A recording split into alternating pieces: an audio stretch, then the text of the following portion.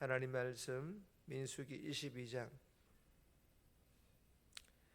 1절에서 20절 구약성경 233페이지 우리 합독은 민수기 22장 1절에서 6절까지만 합독합니다. 민수기 22장 1절에서 6절까지 합독합니다. 22장 1절입니다. 이스라엘 자손이 또 길을 떠나 모압 평지에 진을 쳤으니 요단 건너편 곧 여리고 맞은 편이더라. 십볼의 아들 발락이 이스라엘이 아모리인에게 행한 모든 일을 보았으므로 모압이 심히 두려워하였으니 이스라엘 백성이 많음으로 말미암아 모압이 이스라엘 자손 때문에 번민하더라. 미디안 장로들에게 이르되 이제 이 무리가 소가 밭의 풀을 뜯어 먹음같이 우리 사방에 있는 것을 다 뜯어 먹으리로다 하니 그때에 십볼의 아들 발락이 모압 왕이었더라. 그가 사신을 부올의 아들 발람의 고향인 강가 부돌에 보내어 발람을 부르게 하여 이르되 보라, 한 민족이 애굽에서 나왔는데 그들이 지면에 덮여서 우리 맞은편에 거주하였고 우리보다 강하니 청하건대 와서 나를 위하여 이 백성을 저주하라. 내가 혹 그들을 쳐서 이겨 이 땅에서 몰아내리라. 그대가 복을 비는 자는 복을 받고 저주하는 자는 저주를 받을 줄을 내가 알미니라. 아멘. 오늘 본문의 제목은 하나님의 모략, 하나님의 지혜라는 의미죠. 오늘 본문은 이스라엘의 부올의 아들 발람에게 이스라엘 백성들을 저주해 달라는 모압왕 이 발락의 요청에 대하여 처음에는 거절을 합니다. 그러나 두 번째에는 더 높은 고관들을 첫 번째보다 더 많이 보내어 요청을 하자 발람은 결국 수락하는 그런 내용의 본문입니다. 오늘 이 본문을 통하여 우리에게 주시는 첫 번째 교훈입니다. 어리석은 삶이 아니라 지혜로운 삶. 어리석은 삶을 사는 것이 아니라 지혜로운 삶을, 하나님 주신 그런 지혜로운 삶을 살아라라는 그런 교훈이죠. 1절에서 4절까지인데 3절 말씀 보시면 모압이 심히 두려워하였으니 이스라엘 백성이 많음으로 말미암아 모압이 이스라엘 자손 때문에 번민하더라. 여러분, 이 가나안 국경과 인접한 요단 동편에 이스라엘이 자리를 잡아 그곳에 머물게 됩니다. 그러자 모압왕 이 발락이 심히 두려워 떨었습니다.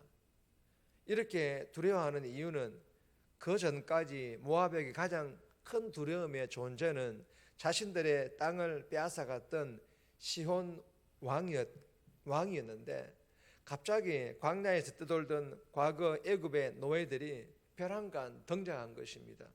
그리고 들은 소식이 모압이 그렇게 두려워했던 그 시온 왕을 제압하고 모압 평지를 장악하였다라는 이런 소식을 들었던 것입니다. 그러자 모압 왕 발락은 미디안과 동맹을 맺어 군사적으로 연합하여서 전쟁을 치르는 것이 아니라, 이게 일반적인 전쟁이죠.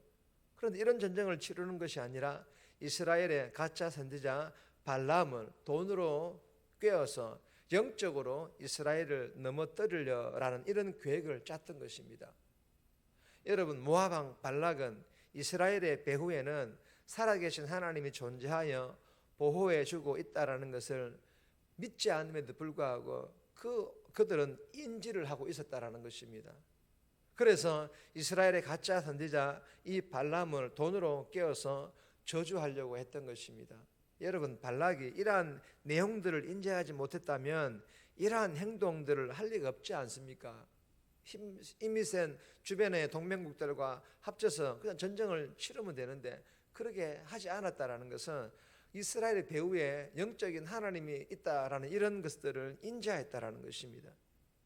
여러분, 이스라엘의 배후에 전쟁에 능하신 살아계신 하나님께서 떡하니 버티고 계시니, 그리고 이스라엘을 지키고 보호해 주시고 계신다라는 것을 인지하면서도 이 모압 왕 발락은 전쟁을 멈추지 않고 잔머리를 굴리며 계략을 세우는 이 모압 왕 발락이 정말 애처롭기보다는 정말 어리석어 보이지 않습니까? 사랑하는 여러분, 본문의 이 발락의 행동을 통하여서 우리에게 주시는 교훈이 무엇입니까? 예수 믿는 우리들도 마찬가지로 우리의 삶에 하나님께서 개입하시고 계시다라는 것을 알면서도 내 욕심을 채우기 위하여, 내가 원하는 것을 이루기 위하여 내 방식대로, 즉 내 경험을 토대로 아니면 세상 방식대로 그렇게 꾸역꾸역 미련하게 자신에게 주어진 일뿐만 아니라 사명을 감당함으로 하나님의 눈살을 찌푸리게 하여서 오히려 일을 더 복잡하게 만드는 그런 어리석은 삶을 살고 있지는 않은지 이 새벽에 기도함으로 자신을 돌아볼 수 있기를 바랍니다. 그래 오늘 하루도 우리가 어리석은 삶이 아니라 말씀 묵상을 통하여 주시는 하나님의 그 지혜로, 또한 하나님과 함께 동행하는 지혜로운 삶을 통하여 하나님께 영광 돌리는 그런 복된 삶 살아갈 수 있기를 주님의 이름으로 축복합니다.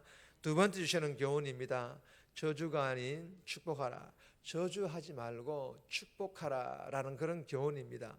5절에서 6절까지인데 6절 말씀 보시면 우리보다 강하니 청하건대 와서 나를 위하여 이 백성을 저주하라. 내가 혹 그들을 쳐서 이겨 이 땅에서 몰아내리라. 그대가 복을 비는 자는 복을 받고 저주하는 자는 저주를 받을 줄을 내가 알미니라. 여러분, 본문에서 이 저주하라, 이 저주하는 자는 저주를 받을 줄을 내가 알미니라 라고 모압 왕 발락이 말하고 있는데 하나님을 믿는 사람이 아니에요.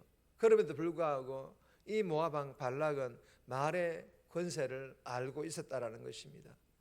여러분, 이 저주는요 고대 세계에서 전쟁 무기와 다름이 없었고, 그래서 전문적으로 저주를 선언하는 예언자들이 전쟁을 위해서 고용되었음을 고대 문헌에 기록하고 있습니다.